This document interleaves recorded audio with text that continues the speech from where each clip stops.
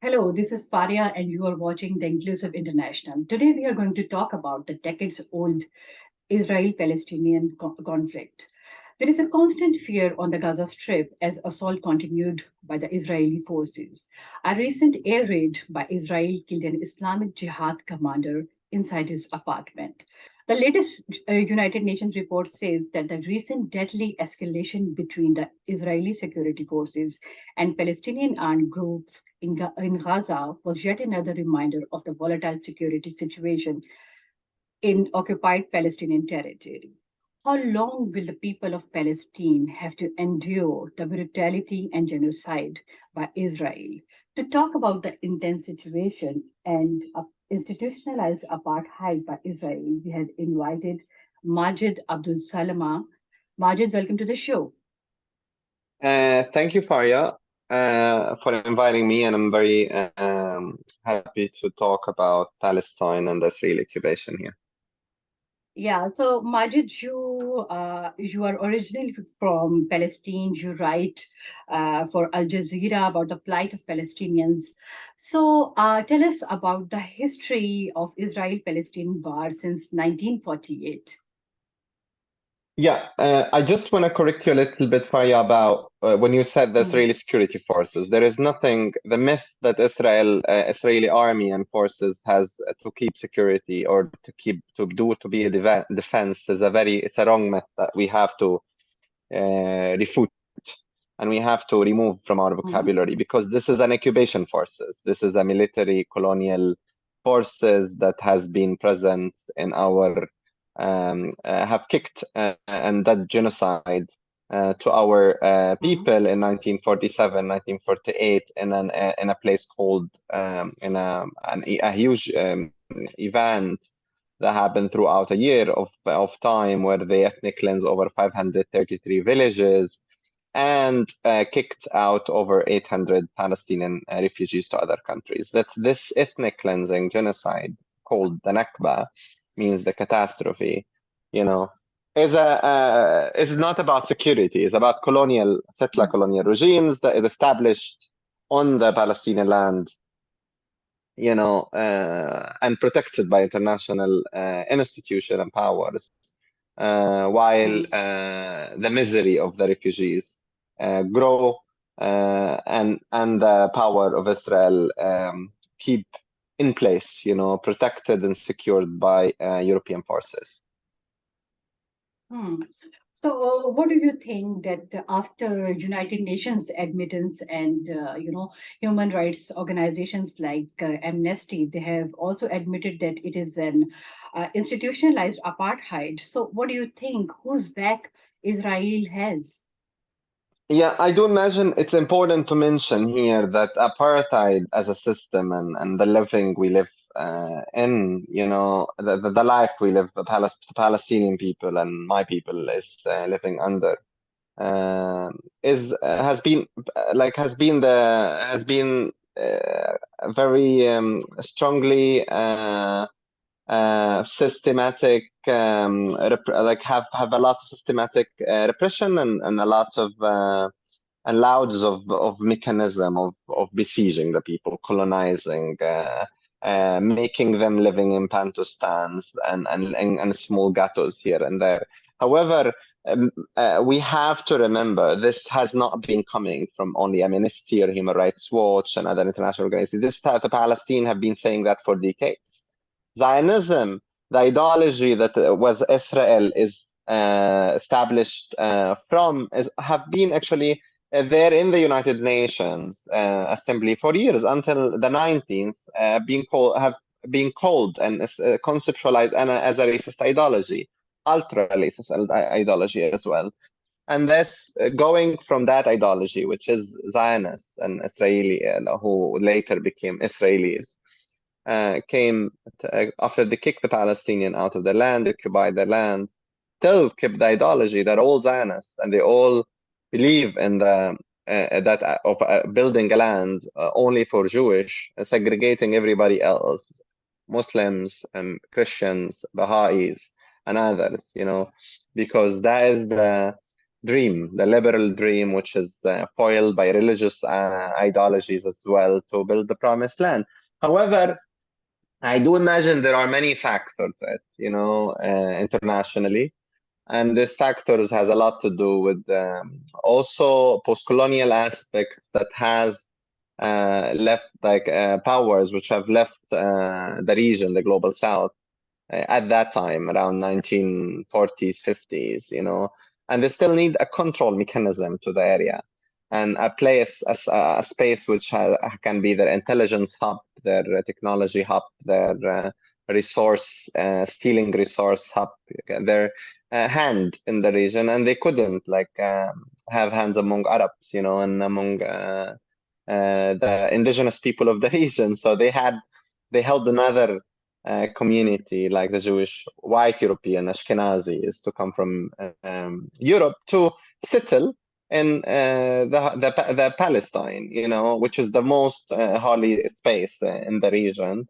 which created many repression factor throughout years of Israel colonizing other lands as well. Until today, they colonized Golan Heights. Until a couple of years ago, they have colonized the south of Lebanon. They still they bombed areas around the region. They colonized Sinai before. They had built an attacks, and they actually attacked with their commando security forces different countries in different areas in the region.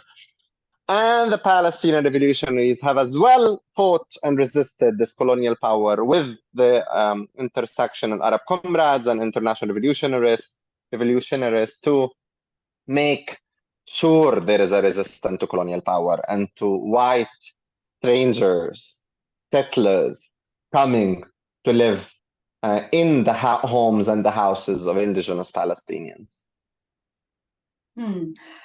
So tell us a little bit about, the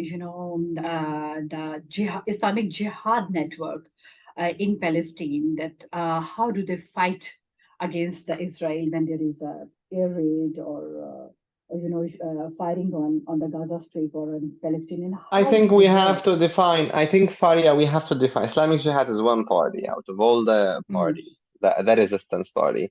I think the use of Islamic Jihad kind of can be misleading as well because the name in other places can be kind of misconceptualized as a radical group. That they are radical, and when it comes to resistance of Israeli colonial power, away from them being Muslims. However, they are not. The struggle, the recent struggle, has not been a recent struggle. It has been there for 75 years. The resistance, which Islamic Jihad was kind of joined that resistance in the late 80s, with Hamas also the late 80s as well. It's part of this kind of infrastructure. It's developed and built, throughout the different revolutionary infrastructure that Palestinians have tried to build, not only inside occupied and colonized Palestine, but worldwide, with revolutionaries in Japan, with revolutionaries in Vietnam, with revolutionaries in West Sahara, with revolutionaries in Pakistan, with revolutionaries in Afghanistan. They tried as much as possible to look at Palestine, from an anti-colonial power. Islamic Jihad is an anti-colonial resistance group away from them being Islamic. And they are part of the overall Palestinian resistance, which include many factors: Christians, Muslims, Baha'is, Jewish as well. It does include progressive leftists, right? All factors. Palestinian society has many. It's diverse as every society is in the planet, and they are overall. They're all united as an anti-colonial front and resistance fronts against Israeli colonial power, like regardless of their name. And it's I'm actually we must avoid trying to think that this is what is any type of anti-colonial struggle and anti-colonial resistance against any attack that Palestinians face by the Israeli occupation forces and colonial forces, is kind of two fronts, which is Hamas and Israel, or Islamic Jihad and Israel, or other group and Israel. It's not like this, it is a unity of the Palestinians. However, international Western forces and media forces, they're trying to use Muslim infrastructure and resistance groups, to actually foil, and push more anti-Muslim agendas and Islamophobic agendas. And I want to very much make sure that this is a Palestinian resistance, despite despite any religious and non-religious ideologies that's there. It's mainly a Palestinian, and it's mainly anti-colonial resistance, and that is, I think, very internationally widely read, away from reading Muslim from a lens of Western Islamophobic power views. So exactly, I was about to ask you the same question, that when there is, escalation in the shooting, so why don't we see enough condemnation from the international community, even from the local citizens? Like we see that when there was an attack on Ukraine by the by the Russian forces. So the way they condemned it, the way they sidelined Russia and banned Russia, and banned export with Russia and put a lot of sanctions on them. So what's your take on it? Why can't this stand for us? Yeah. Faria, I think we must understand international community is not in our side. It's not in the global side. It's not. They are not in the side of the self-determination of Pakistanis or Indians or Arabs or Palestinians or West Saharan. They are Kashmiris, yeah. in, or Kashmiris, or all of. They are. Their interest. The interest is their own capitalist, colonial, imperial, interest, and that is very important to make sure that it's very much shown through the Ukrainian-Russian relationship, Okay, Russia has invaded a country. This is an invasion. We saw how they acted with Ukraine, which actually lots of their forces, one must mention that there are lots of their forces is ultra far-right racist forces as well. Some of them are anti-Semite as well. However, they still foil them with all the help they need to fight colonial power, which is Russia at that time, I would say, because the invasion of another country is wrong, and we as Palestine stand with it. However, all this action and all this boycotting and all have been a call the Palestinians have been making since 2005 through the BDS movement, the boycott, divestment, and sanction movement, which is the largest Palestinian civil society movement that call for resisting the for resisting Israeli colonial apartheid power, through internationally, through trade union, through universities, through EU, but the EU have never listened. Few trade unions, the people listen. Institutional powers, governmental powers have not listening. Nobody have put sanctions on Israel. Who put recently? There was Myers. The people still, there are many good people. Despite of being right or left, people can see right or wrong. They see that is how powerful Israel and how they attack Gaza, for example, and the amount of the erasure, the recent erasure, the recent attack on Gaza have erased. They spoke about Islamic Jihad commanders, but what they erase actually, they erase about 6, 7 entire families from the planet. In Kabul, of the last also attacked into, I think there are more than 30, 40 families, huge neighborhoods families has disappeared completely. There is no name of this family anymore, or one person have left a survivor of this family.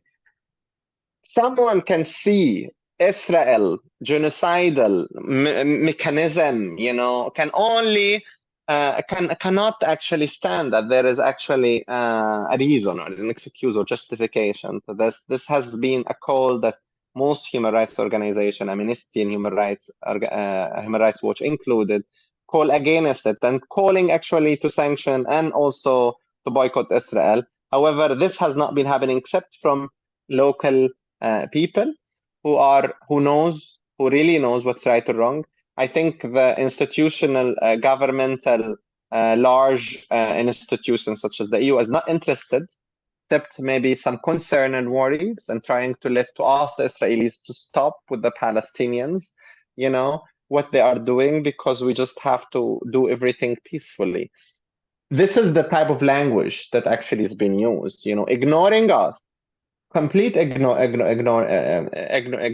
of us, completely insufficient practical action or any direct action that can actually do something for Palestinians. Palestinians have lost actually hope or trust on any EU institution, government, parliaments included, because they have not seen anything that as they have seen with the double standard happening with Ukraine, for example. And that's again is the same double standard that we can see as well with refugees, how refugees has been received and how many refugees has been stopped in Turkey and other places. And there are many thousands and thousands of refugees from Afghanistan, Pakistan, Syria, Yemen, Somalia, Sudan. They're all like sitting for years at the Bosnian and Croatian and other and the Turkish borders, dying. Thousands have been dying in the sea, but nobody actually welcoming them. But when Ukrainians come, easily they can welcome them. This is the double standard. This is the selective solidarity we see. This is the lack of action that we see when it comes to white European or interest, closer interest to European power, and how they see how they kind of us Palestinians become invisible, through their media, through their institutions, and actually normally kind of normalize as a nation, which is kind of fine for them to live such Israeli colonial repression, fine for them to live in Pantustan, fine for the Gazan, to more than 2.5 million or 2.3 million is living under a brutal siege for over 15 years. This is the type of language we receive from the European Union and their institution, and especially their far-right growing parties that is leading at the moment the European policies and power dynamic within the EU. So I would say I think it's clear to us that we are by ourselves, fighting by ourselves, and we would not wait for anybody to save us. We know that well that people who are good and that good people know well that what's easy research can tell them. With easy research, you can be pro-Palestine. You don't have to be smart, or you don't have to be at one side or another, right or left. You just have to be human. So Majid, as you said, that Palestinians have lost their hope. So, what do you think that after Yasser Arafat's death, who is their favorite political leader that they would like to represent their case to international community? I think Palestinian are not. I think the generation of today are not looking for a patriotic father figure. I think they're looking for democracy. They're looking for a mechanism which can actually give them the chance to vote for the good people that can give them good services and can actually be truthful and honest with them and their call for justice and their call for liberation. So I think the commitment that Palestinians are looking for is not a commitment toward one person, is a commitment toward a system, a rule of law that allows them to vote. And that has been happening, especially after the Arab uprising. I think we no longer are wishing for a father figure. I think this is also a very patriotic mechanism, even question as well, that we have to kind of withdraw. I think if you told me, if there is an election, you tell me there is 2-3 people, I can tell you 1, 2, 3, 4, Even with Yasser Arafat as a father figure, have done good or bad, at that certain time of his liberation struggle. I would agree and disagree with how he dealt with it, but he's done the biggest mistake in the planet, which is Oslo Accord for the Palestinian liberation, agreeing to two-state solution. That is one of the biggest failure for a revolutionary as Yasser Arafat, for example. Do we want another person that actually go after the ideologies of Yasser Arafat? As a person, I'm saying, no, I don't want somebody that actually can accept less than 20% of the Palestinian colonized land. We want somebody that can achieve a full menu of human rights and a full menu of our liberation and a full menu of our justice, without any compromise that has to do with neoliberal practices that contribute can it which only had to do with money, how much money is paid, because Palestinian struggle is not a company or an entrepreneur. It's a struggle, a senior struggle that inspired many in the planet. It connects not only Palestine, only the mere responsibles, but there are millions around the world that feel Palestine to be central to their anti-colonial, anti-imperial, their moral, and their anti-capitalist struggle, So it is important to mention what we in many countries in the global south look for is a system where we can have a transparency, rule of law, and and no corruption and no foreign intervention in our communities as well.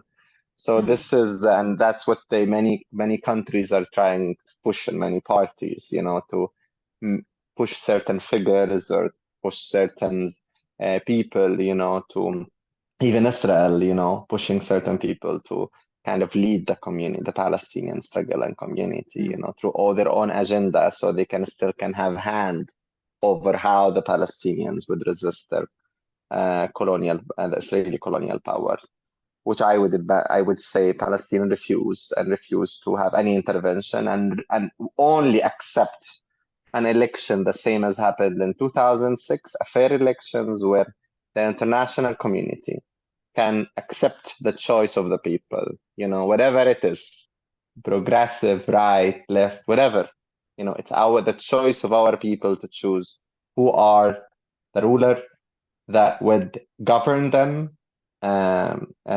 with wisdom and with good, and continue to be honest to them in that for the further future until this country is completely decolonized and liberated. So, Yeah. Majid, we are running short of time. Last two Go questions, ahead. and I hope that you can briefly answer them. Go So, ahead. Majid, we blame the Western world that they. I also said that there is not enough condemnation from their side. But what about the Muslim Ummah? What about the OIC's role in resolving this issue? Why Muslim world is, so passive to play its role? I think it's again, it's power. It's all a game of power. I don't think the Muslim world, we've seen they're playing the same way that the EU is playing, turning Palestine to humanitarian struggle, charity struggle, while Palestinians are telling what we ask for is not charity. We ask for dignity, freedom, and we ask actually to support us the same way actually the EU is supporting Ukraine, However, do they listen? Do they actually make other concern than actually seeing, like forgetting how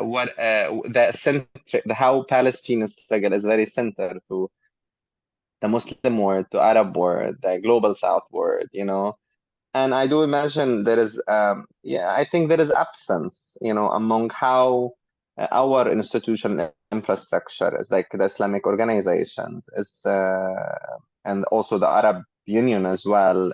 What's called جامعة الدول العربية, the Arab Union as well. The same with the African unions.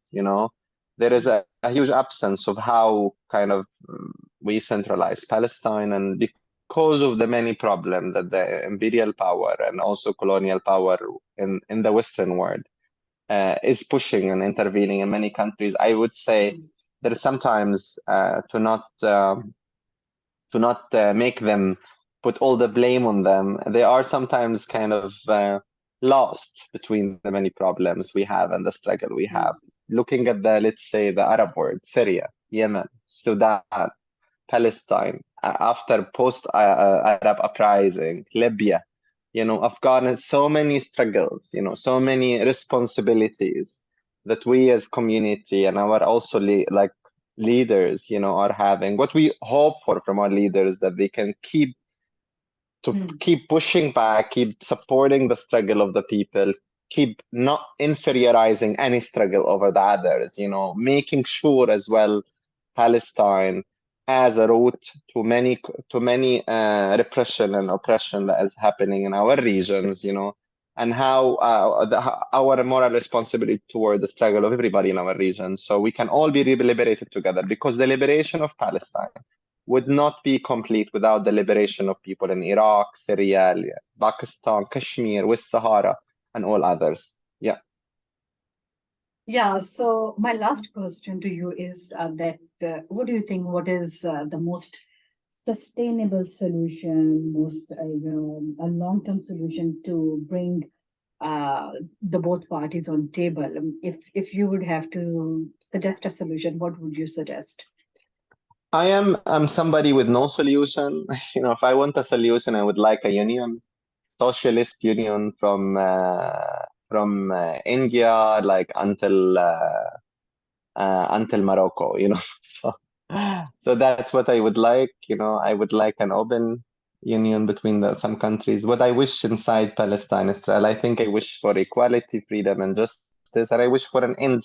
I think you cannot think of any one state or two state or three state without an end to the Israeli apartheid. What I know well that I don't want a two-state solution.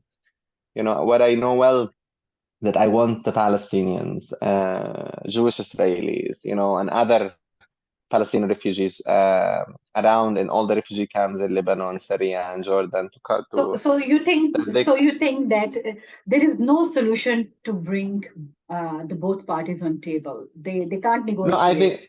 no, there is. I don't think, like I said, I think there is a solution. There is no solution for me that as actually the only solution for me is to unite all the countries together, like Mhm. from Sykes-Picot Accords until now, because all this border between Lebanon and Syria and Egypt, all these places were one country. Palestinian will travel all the way from Palestine to Turkey, to Armenia, to Iran, to Afghanistan. We have no such borders except from post-colonial powers. So it's very important to realize that's what I'm saying. I myself, I'm not a country person. That's my opinion. I wish for a unity between all the Arabs and Muslims where we can actually see the same way the European Union is functioning. Many countries, many diversities, we still can be together, fight together, share our resources together, move between each other, visit each other.